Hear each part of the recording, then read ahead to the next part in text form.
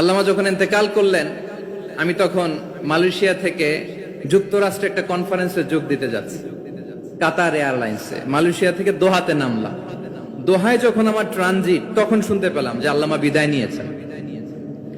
Social মিডিয়ায় শুনে বিশ্বাস করতে পারলাম না। মুহূর্তের মধ্যেই মাসুদ সাইদি ভাইকে মেসেজ করলাম, উনি কোনো উত্তর দিতে পারলেন না। মাসুদ ভাইয়ের সাথে যখন কোলাকুলি করি, আমাদের শামীম ভাইয়ের সাথে যখন কোলাকুলি করি, মনে হচ্ছে আল্লামা সাইদির ঘ্রাণ পাই। শরীরটা লিটারালি কাঁপছিল, নিজেকে মানাতে পারছিলাম না, বিশ্বাস করতে পারছিলাম না যে আসলে আল্লামা বিদায় নিয়েছেন। ইন দ্য মিন টাইম আমার সেকেন্ড ফ্লাইট দোহা টু নিউ ইয়র্ক, 12 ঘন্টার ফ্লাইটে উঠলাম। ইন্টারনেট থেকে বিচ্ছিন্ন হলাম। নামার পরে শুনলাম আল্লাহু আকবার, যেখানে ওনাকে কবরস্থ করার কথা ছিল সেখানেও কবর দিতে দেয়া হয় নাই। ছবিগুলো দেখতে লাগলাম, হাসিমাখা মুখ, হাসিমাখা নিথর দেহটা, মরণে হাসিবে তুমি কাঁদিবে ভুবন। From east to west, from north to south, the entire globe, গোটা বিশ্ব ওনার জন্য কেঁদেছে, গোটা বিশ্ব কেঁদেছে। কাবার গিলাফ ধরে ধরে মানুষ চিৎকার করেছে। সম্মানিত সুধী, হযরতুল আল্লাম শহীদ মরহুম আল্লামা দেলওয়ার হোসেন সাঈদী রাহিমাহুল্লাহ, ওনার স্মৃতি বিজড়িত আজকের এই ঐতিহাসিক প্যারেড ময়দানের তাফসিরুল কোরআনের প্রোগ্রামে সব আছে। স্টেজ আছে, শ্রোতা আছে, প্যান্ডেল আছে, মিডিয়া কাভারেজ আছে, কিন্তু আমাদের কলিজার টুকরাটা আমাদের মাঝে নাই। আজকের এই প্রোগ্রামে আলোচক হয়ে এই চেয়ারে আমি না বসে ওই শ্রোতাদের কাতারে বসে যদি আমাদের আল্লামার নুরানি চেহারার দিকে তাকিয়ে ওয়াজ শুনতে পারতাম, আমাদের হৃদয়টা ঠান্ডা হয়ে যেত, আমাদের তৃষ্ণার্ত হৃদয় শান্ত হতো। সব আজকে আছে, কি যেন নাই, ঠিক কিনা বলেন? আল্লাহ তাআলা প্রতি 100 বছরে একজন মুজাদ্দিদ পাঠান, প্রতি 100 বছরে একজন মুজাদ্দিদ, যিনি সমাজকে সংস্কার করেন। আল্লামা দেলওয়ার হোসেন সাঈদী রাহিমাহুল্লাহ ছিলেন তেমন একজন মুজাদ্দিদ। চিৎকার করে বলেন ঠিক কিনা? উনি শিরক বিদআতের আস্তানাকে তছনছ করে দিয়েছেন, তাওহীদের বাণীকে সমুন্নত করেছেন, গণমানুষের কাছে তাফসিরুল কোরআনকে জনপ্রিয় করেছেন। আজীবন আজীবন তিনি ইসলামকে বিজয়ী শক্তি হিসেবে দেখার স্বপ্ন দেখতেন।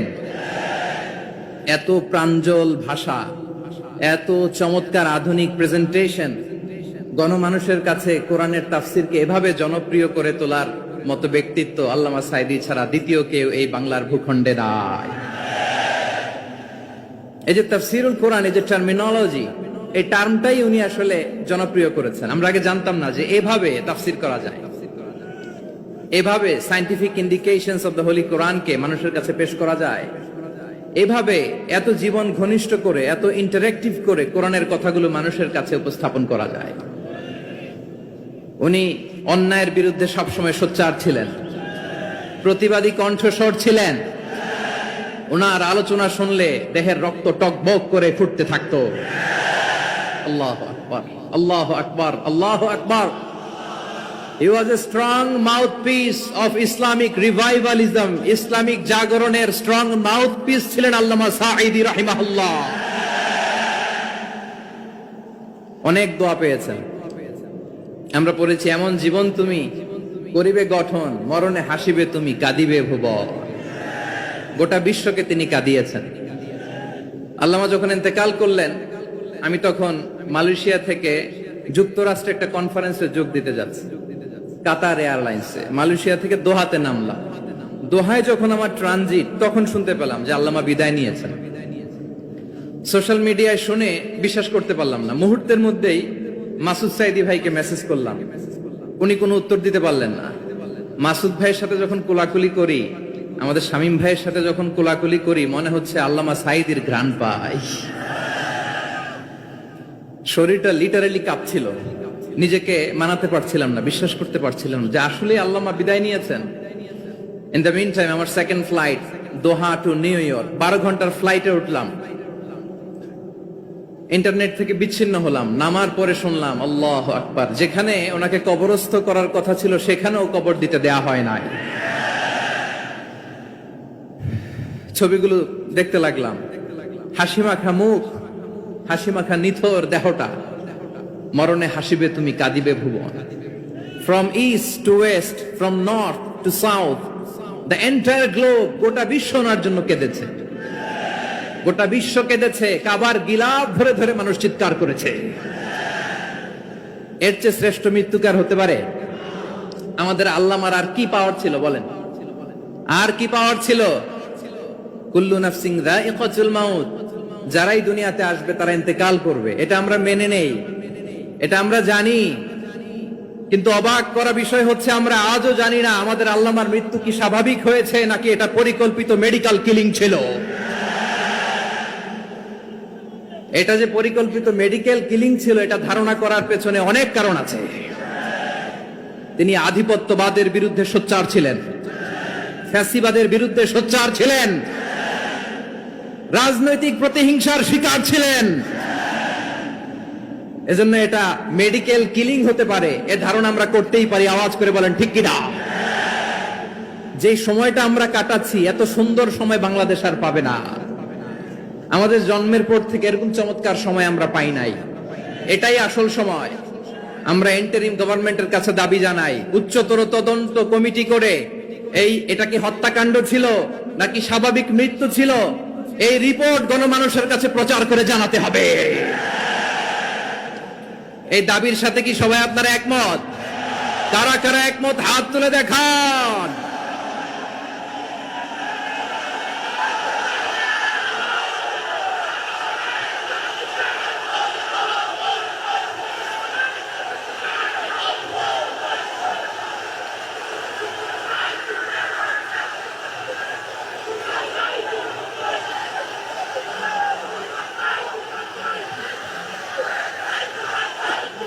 আমার প্রিয় ভাইয়েরা, প্রিয় চট্টলাবাসী, আল্লাহ তাআলা তার এই মুখলেস গোলামকে তার জান্নাতুল ফেরদাউসের মেহমান হিসেবে কবুল করুক, তার জীবনের সকল খেদমাগুলোকে কবুল করুক, জান্নাতুল ফেরদাউসের আলা মাকামে তাকে মেহমান হিসেবে কবুল করুক।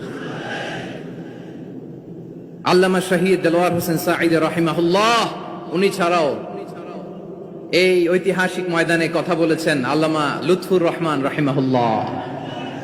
চলে গিয়েছেন আমাদেরকে ছেড়ে। তিনি বলতেন, ইনশাআল্লাহ মিজান আবার আসবে। হুজুর আমি তো আসলাম, আপনি তো আমাদেরকে ছেড়ে চলে গেলেন। আল্লাহু আকবার, আল্লাহু আকবার, আল্লাহু আকবার। গলায় কোনো সুর ছিল না, সুর দিয়ে কথা বলতেন না, কিন্তু এত চমৎকার শব্দের বুনন, এত চমৎকার প্রেজেন্টেশন, এত চমৎকার ভাবে ঐতিহাসিক বর্ণনাগুলো তিনি উপস্থাপন করতেন। মন্ত্রমুগ্ধ হয়ে আমরা আল্লামা লুৎফুর রহমানের কথা শুনেছি। আমরা হযরতুল আল্লাহ লুৎফুর রহমান রাহিমাহুল্লাহর জন্য এই বিশাল ময়দান থেকে দোয়া করছি, আল্লাহ তাআলা তুমি তোমার এই খাদেমকে জান্নাতের মেহমান হিসেবে কবুল করে নাও। আরো অনেক আল্লামারা এখানে কথা বলেছেন, বিশেষ করে বাইতুল শরফের মরহুম পীর সাহেব হুজুর থেকে শুরু করে আরো যারা যারা তারকাতুল্য ওলামায়ে কেরাম এই চট্টগ্রামের ময়দানে কথা বলেছেন, আলো ছড়িয়েছেন। আমরা এই লক্ষ লক্ষ তাওহীদি জনতাকে নিয়ে তাদের জন্য দোয়া করছি, আল্লাহ তাআলা ওনাদের জীবনের সকল ভুল ত্রুটি ক্ষমা করে দিয়ে তাদেরকে জান্নাতুল ফেরদাউসের মেহমান বানিয়ে নিক। আমরা এই ঐতিহাসিক প্যারেড ময়দানের প্রোগ্রাম থেকে স্মরণ করতে চাই 24-এর ছাত্র নাগরিক অভ্যুত্থানে আমার যে সমস্ত ছাত্র নাগরিক ভাইয়েরা দেহের তাজা রক্ত বিলি দিয়ে নতুন বাংলাদেশ আমাদেরকে উপহার দিয়েছে। বিশেষ করে আপনাদের এই চট্টগ্রামের শহীদ ফাইসাল, শহীদ ওয়াসিম সহ সকল শহীদকে আল্লাহ তাআলা কবুল করুক। আমরা সবাই পড়ি আমিন। প্রিয় ভাইয়েরা, আমি নগণ্য একজন কোরআনের ছাত্র, এত বিশাল মঞ্চে এত বড় প্ল্যাটফর্মে কথা বলা আমার জন্য সাজে না।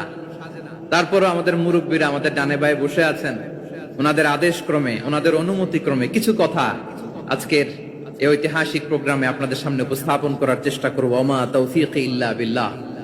প্রিয় ভাইয়েরা, 5 দিন ব্যাপী এই তাফসীরুল কোরআনের প্রোগ্রামে অনেক ওলামা হযরত কথা বলেছেন।